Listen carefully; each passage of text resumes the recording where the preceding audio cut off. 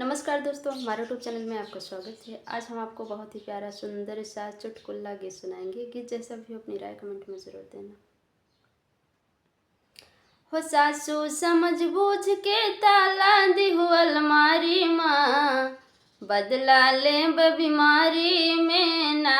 हो सासू समझ बूझ के ताला दिहु अलमारी में, बदला लेब बीमारी में ना।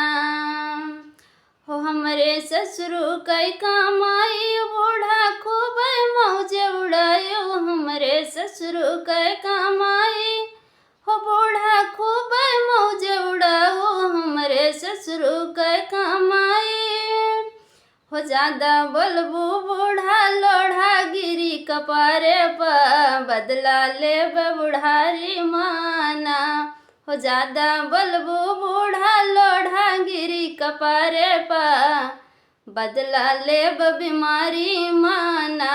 हो सासू समझ बूझ के ताला दिहु अलमारी में, बदला लेब बुढ़ारी में ना। हो सासू समझ बूझ के ताला दिहु अलमारी में, बदला लेब बुढ़ारी में ना।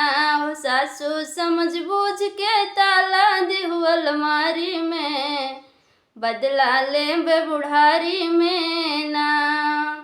हो हमरे जठऊ कै कमाई, बूढ़ा खूब मौज उड़ायो। हमरे जठऊ कै कमाई, हो बूढ़ा खूब मौज उड़ायो। ज्यादा बोलबू बूढ़ा डंडा गिरी कपारे पर, बदला लेब बुढ़ारी माना।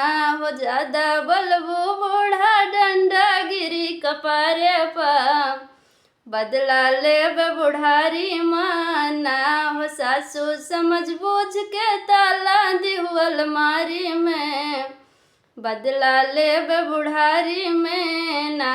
हो सासू समझ बूझ के ताला दिहु अलमारी में, बदला लेब बुढ़ारी में ना।